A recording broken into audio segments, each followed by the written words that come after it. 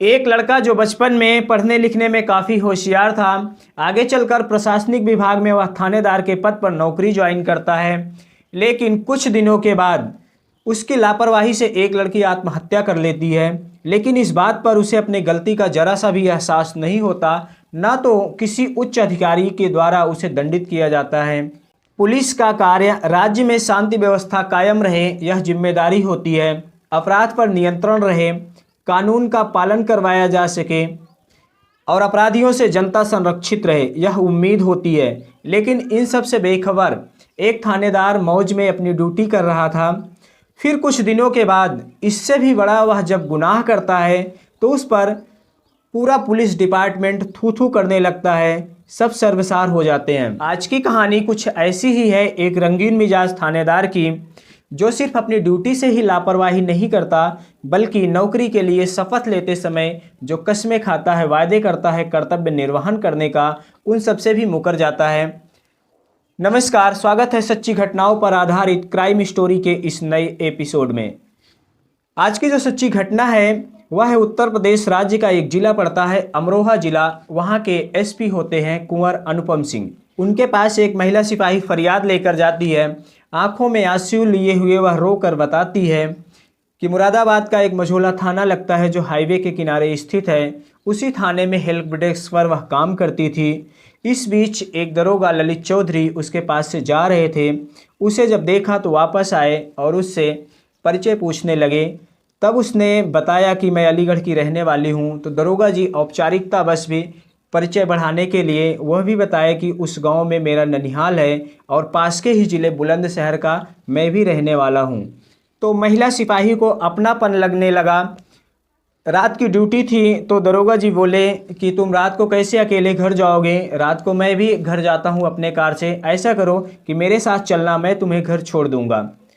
तो दरोगा जी के आग्रह पर वह महिला सिपाही मान जाती है और दोनों लोग साथ में घर जाते हैं। दरोगा जी उसे घर पर छोड़ते हैं, फिर अपने घर चले जाते हैं। इस तरह से दरोगा जी नज़दीकियां बढ़ाने के लिए महिला सिपाही से कुछ ना कुछ बहाने, कुछ युक्तियां रोज़ खोजने लगते। धीरे धीरे एक शुरुआत थी और शुरुआत जब ऐसी ही चलती चली जाती है तब महिला सिपाही को दरोगा जी पर और ज़्यादा ही विश्वास हो जाता है। फिर दरोगा जी नज़दीकियां बढ़ाने के लिए उस महिला सिपाही से कहते हैं कि चलो एक दिन फिर साथ में चलते हैं। दोबारा जब साथ महिला सिपाही घर जाती है तो उसे वह लेकर अपने कमरे पर जाते हैं और उसके साथ शारीरिक संबंध भी बनाते हैं। हालांकि महिला सिपाही इस बात का विरोध करती है, लेकिन दरोगा जी कहते हैं कि कुछ भी गलत नहीं होगा, अगर कुछ भी गलत हुआ, गड़बड़ हुआ तो हम तुम्हारे साथ शादी कर लेंगे, तुम चिंता मत करो। महिला सिपाही दरोगा जी की प्यार भरी बातों के झांसे में आ जाती है और यह सिलसिला लगातार चलता चला जाता है। फिर कुछ दिन बीत जाने के बाद अचानक महिला सिपाही के पेट में एक दिन दर्द उठता है। तब वह अपने हमसफ़र साथी दरोगा जी से इस बात को बताती है। तो दरोगा जी उसे लेकर पास के ही एक हॉस्पिटल में जाते हैं, वहाँ पर उसके जांच करवाते हैं। तो रिपोर्ट से ये पता चलता है कि उसके पेट में गर्भ है। तब दरोगा जी कहते हैं कि अगर अभी हम शादी करते हैं तो बहुत जल्दी हो जाएगी, ऐसा करो मैं डॉक्टर से बात करके दवाइयाँ कुछ खिला देता हूँ जिससे गर्भपात हो जाए, हमें मौका मिल जाए, शादी बाद में हम करते हैं। फिर महिला सिपाही दरोगा जी की बात मान लेती है और गर्भपात की दवाइयाँ खिलाई जाती है जिससे गर्भपात हो जाता है। इसके बाद फिर सामान्य जीवन जीना शुरू कर देते हैं दोनों लोग। कुछ दिन ऐसे ही बीतते हैं। फिर दोबारा दरोगा जी की नज़दीकियाँ बढ़ने लगती है, फिर से वही सिलसिला शुरू हो जाता है। ऐसे ही चलता रहता है।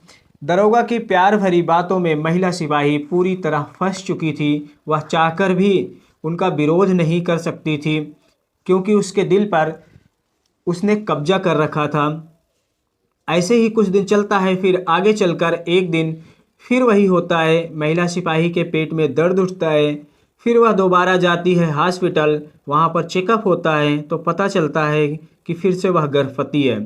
यह बात दरोगा जी से फिर बताती है तो दरोगा जी पिछली बार की तरह इस बार भी उसे दवाइयाँ खिला देते हैं जिससे उसका गर्भपात हो जाता है।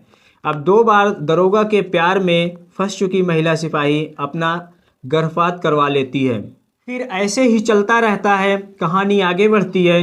दरोगा जी एक बार छुट्टी लेकर घर गए हुए थे, तब महिला सिपाही उनके नंबर पर फ़ोन करती है। तो फ़ोन दरोगा जी ना उठाकर घर पे उनकी बीवी फ़ोन उठाती है। फिर वह पूछती है कि कौन बोल रही हो। इधर से फ़ोन करने वाली महिला सिपाही पूछती कि तुम कौन बोल रही हो। तो दूसरी तरफ से फ़ोन उठाने वाली महिला का दावा होता है कि मैं उनकी पत्नी बोल रही हूँ। यह बात सुनकर महिला सिपाही के पैरों तले से ज़मीन ही खिसक जाती है कि जिस दरोगा को वो अविवाहित समझ रही थी वो तो शादीशुदा निकला। फिर दोनों महिलाओं में फ़ोन पर ही काफ़ी कहासुनी हो जाती है। महिला सिपाही अपने ज़िंदगी से जुड़े हुए कुछ राज शेयर करना चाहती थी, लेकिन दूसरी तरफ फ़ोन उठाने वाली महिला कुछ भी सुनने को तैयार नहीं थी। महिला से कहासुनी हो जाने के बाद महिला सिपाही दरोगा जी से बात करती है और उनसे भी गुस्से में कहती है कि तुमने मेरा ज़िंदगी बर्बाद कर दिया, मेरे साथ बहुत धोखा किया, मेरा 2 बार गर्भपात कराया, मेरा शारीरिक शोषण किया इतने दिनों तक। तुम धोखेबाज हो, झूठे हो, मक्कार हो। तुमने मेरी ज़िंदगी बर्बाद कर दी।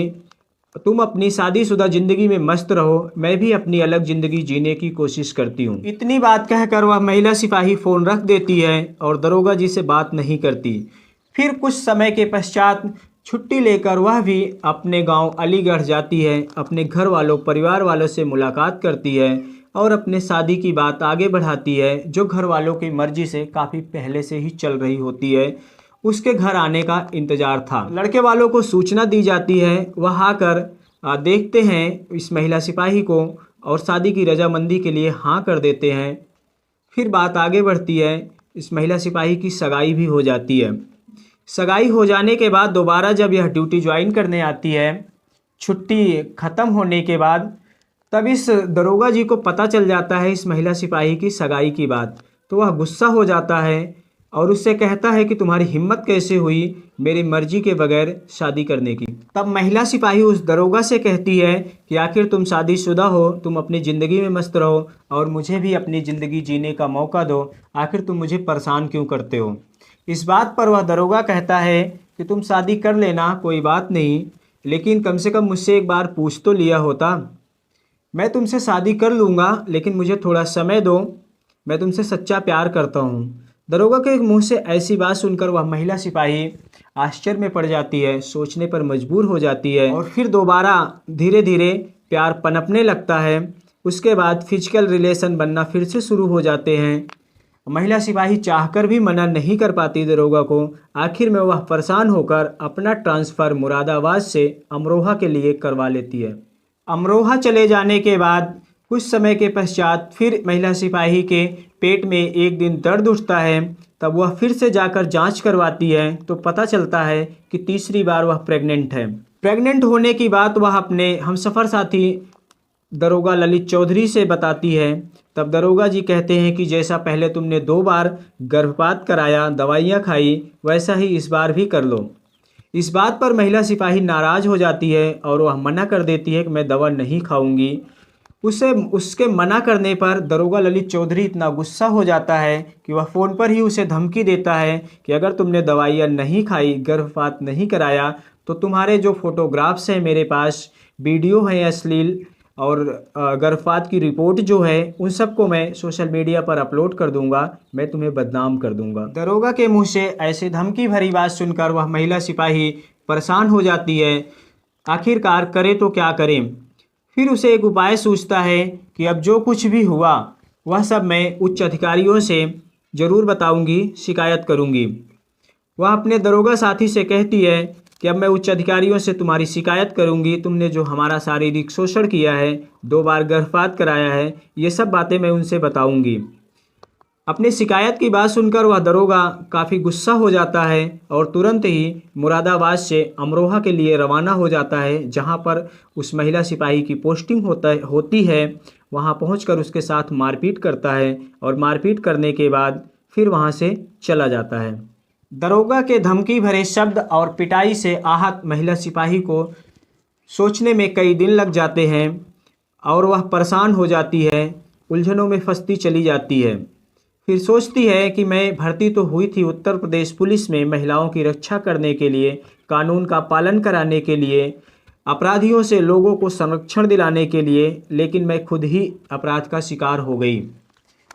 परेशान होकर वह जब यह अपनी सारी बात अपने साथियों से बताती है, तब वह कहते हैं कि तुम्हारे ज़िले के जो एसपी हैं वह बहुत ही ईमानदार और अच्छे अधिकारी हैं, तुम उनके पास जाकर शिकायत करो, वे ज़रूर सुनवाई करेंगे।